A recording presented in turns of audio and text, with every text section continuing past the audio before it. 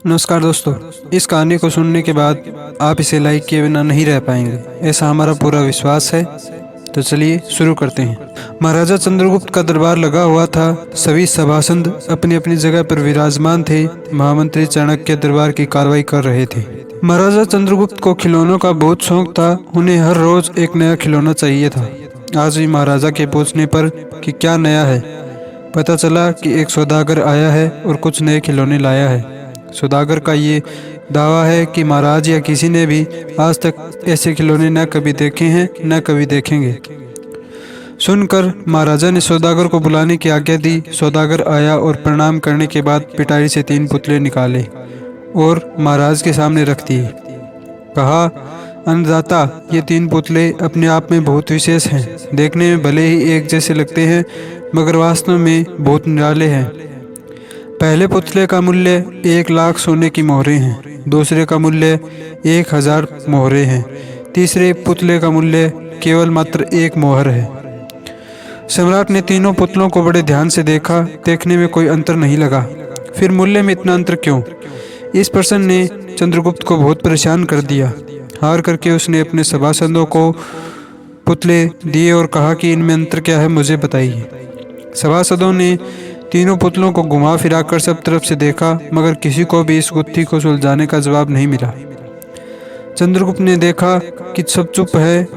उस पर वही प्रश्न अपने गुरु और महामंत्री चाणक्य से पूछा। चाणक्य ने पुतलों को बड़े ध्यान से देखा और दरबार को 3 तिनके लाने के लिए कहा। दरबान ने तिनके लाने पर चाणक्य ने पहले पुतले के कान में तिनका डाला। सबने देखा कि तिनका सीधा उसके पेट में चला गया। थोड़ी देर बाद पुतले के होठ खुले और फिर बंद हो गए। अब चाणक्य ने अगला तिनका दूसरे पुतले के कान में डाला। इस बार सबने देखा कि तिनका दूसरे कान से बाहर आ गया और पुतला ज्यों का त्यों रहा। यह देखकर सभी की उत्सुकता बढ़ी कि आगे क्या होगा। अब चाणक्य ने तीसरा तिनका पुतले के कान में डाला।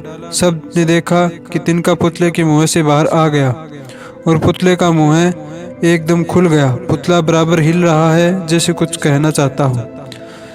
चंद्रगुप्त के पूछने पर कि यह सब क्या है और इन पुतलों का मूल्य अलग अलग क्यों है, चाणक्य ने उत्तर दिया, राजन, चित्रवान व्यक्ति सदा सुनी सुनाई बातों को अपने तक ही सीमित रखते हैं और उनकी पुष्टि करने के बाद ही अपना मुंह खोलते हैं।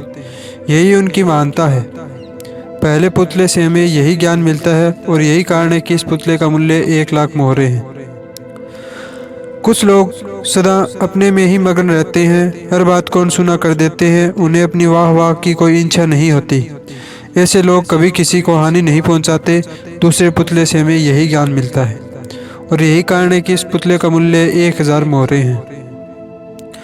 कुछ लोग कान के कच्चे और पेट के हल्के होते हैं। कोई भी बात सुनी नहीं कि सारी दुनिया में शोर मचा दिया। इन्हें झूठ सच से कोई मतलब नहीं होता, बस मुंह खोलने से मतलब होता है। यही कारण है कि इस पुतले का मूल्य केवल 1 मोहर है। आप कौन से पुतले हैं, खुद में मूल्यांकन कीजिए और खुद का मूल्य बढ़ाने के लिए अपने में सुधार कीजिए। उम्मीद है ये कहानी आपको अच्छी लगी होगी।